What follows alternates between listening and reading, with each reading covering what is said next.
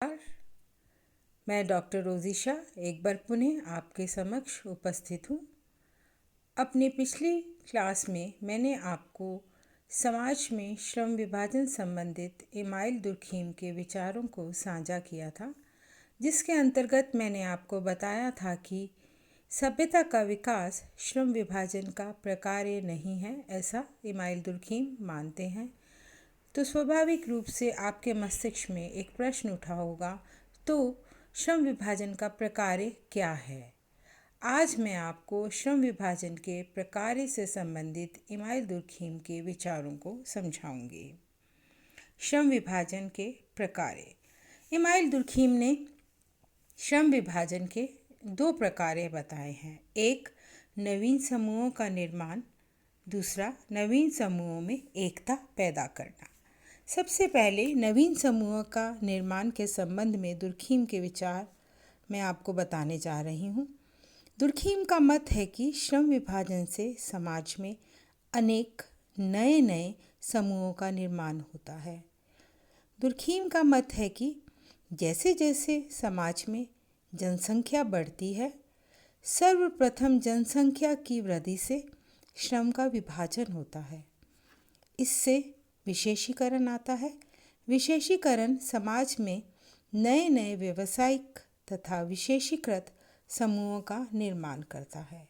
समाज परिवर्तनशील है, उसमें परिवर्तन होते हैं और इससे आवश्यकताओं में वृद्धि होती है और इन आवश्यकताओं को पूरा करने के लिए नए नए समूह जन्म लेते हैं। समाज में जनसंख्या की वृद्धि से नए नए समूहों का निर्माण होना अवश्य संभावी है। श्रम विभाजन ही इन समूहों में एकता पैदा करता है। नवीन समूहों में एकता पैदा करना। दुर्खीम श्रम विभाजन का दूसरा महत्वपूर्ण कार्य नवीन समूहों में एकता पैदा करना मानते हैं।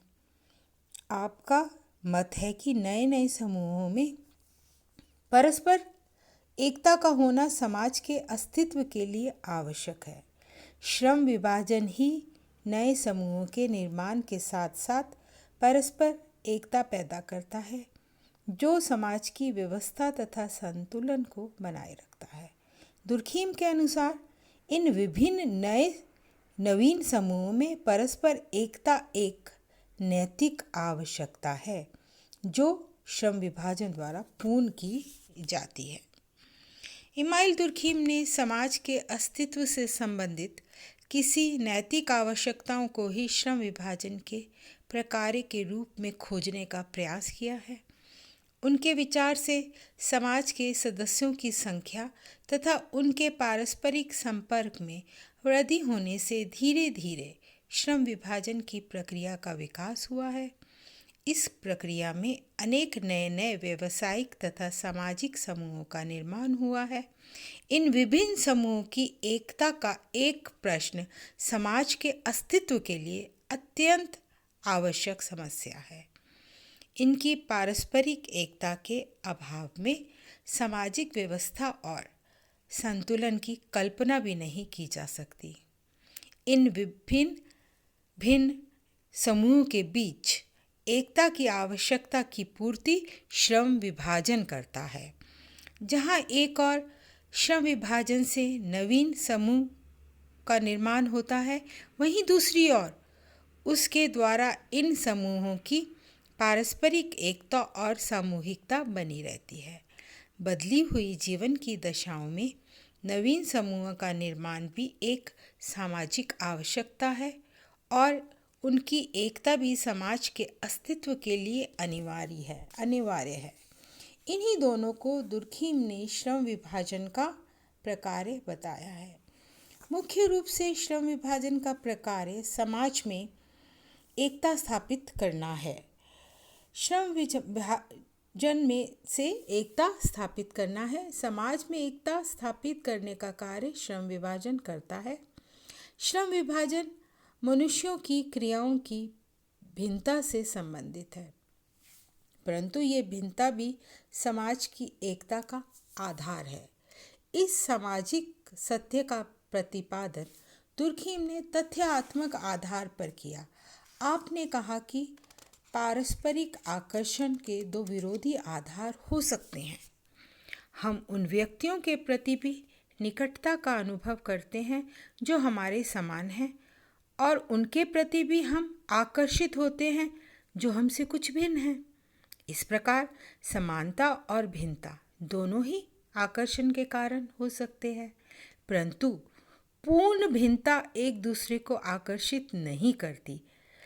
जैसा कि दुर्खीम लिखते हैं, जैसे खर्चीला व्यक्ति कंजूस को पसंद नहीं करता और इसी प्रकार ईमानदार व्यक्ति बेईमान को पसंद नहीं करता।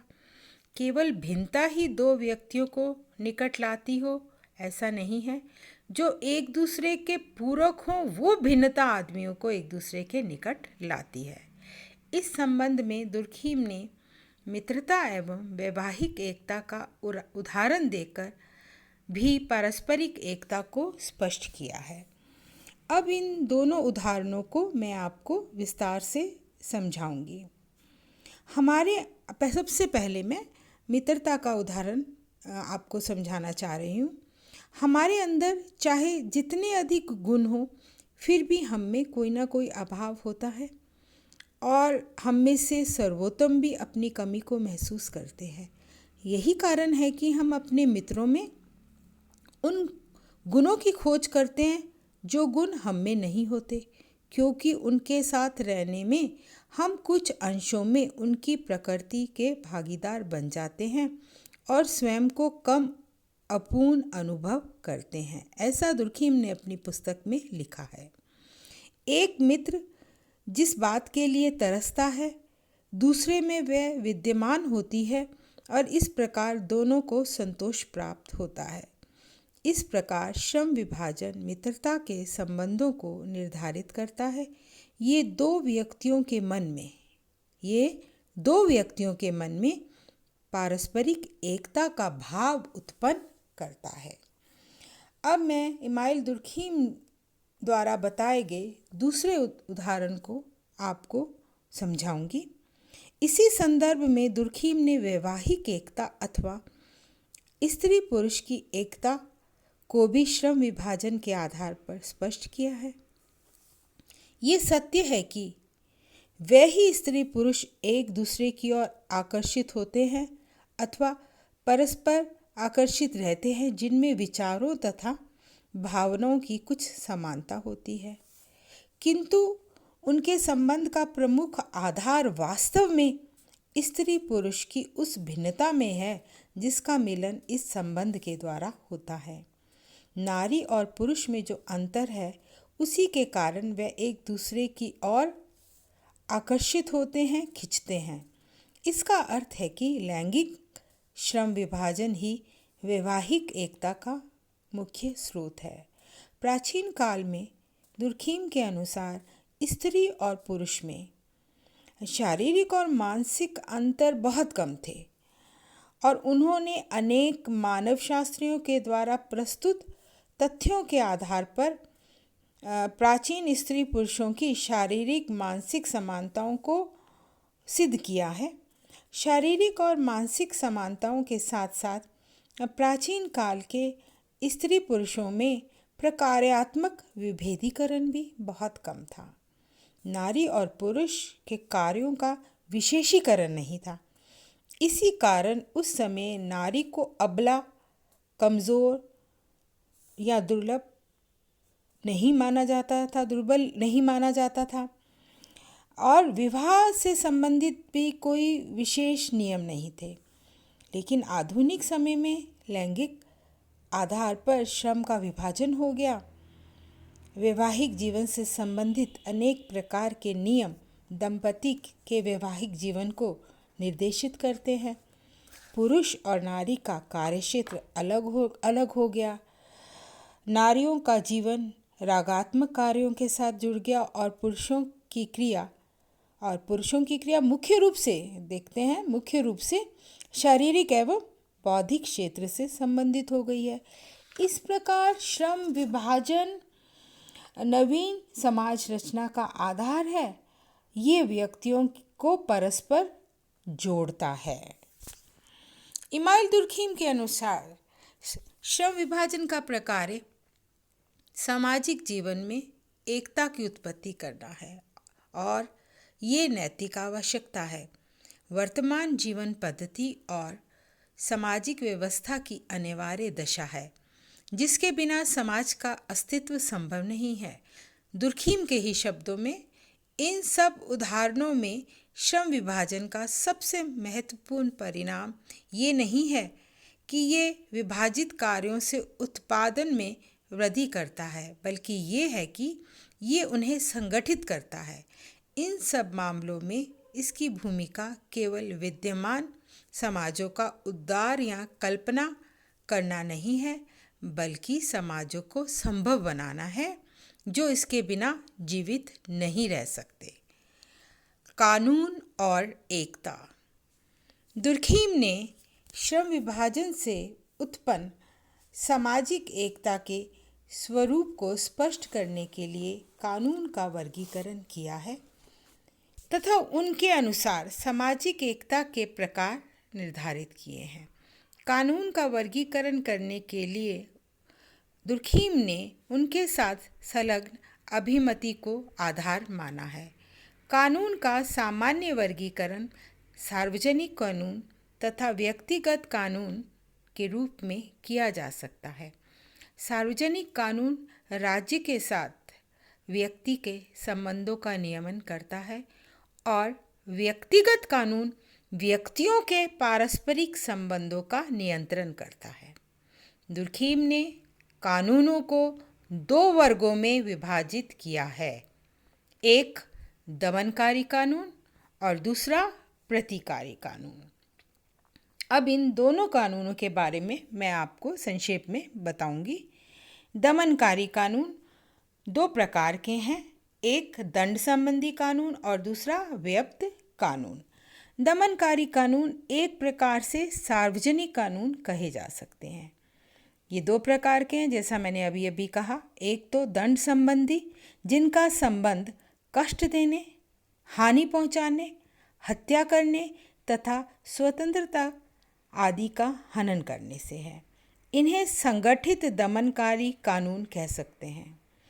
कुछ दमनकारी कानून ऐसे होते हैं जो संपूर्ण समूह में नैतिकता के आधार पर व्यप्त होते हैं और इन्हें दुर्खीम ने व्यप्त कानून कहा है।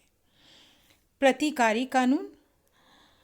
प्रतिकारी कानून दूसरा प्रकार है कानून का। ये कानून व्यक्तियों के संबंधों में उत्पन्न होने वाले असंतुलन की स्थिति को सामान्यता या सामान्य स्थिति प्रदान करता है। इस वर्ग के अंतर्गत जो कानून आते हैं वह हैं दीवानी कानून, व्यावसायिक कानून, संवैधानिक कानून, प्रशासनिक कानून आदि। कानूनों के ये दोनों प्रकार दुर्खीम के अनुसार दो भिन्न भिन्न प्रकार की सामाजिक एकता को प्रकट करते हैं और दो भिन्न भिन्न जीवन शैलियों के परिणाम हैं।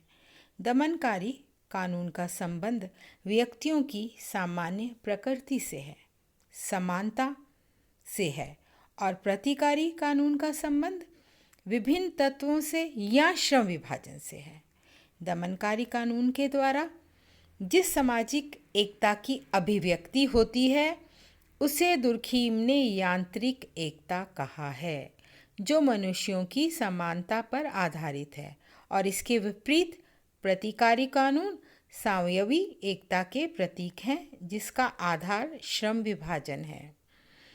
संक्षेप में दुर्खीम के अनुसार समाज में जैसी कानून व्यवस्था होगी उसी के अनुसार समाज में एकता का प्रकार भी होता है। धन्यवाद।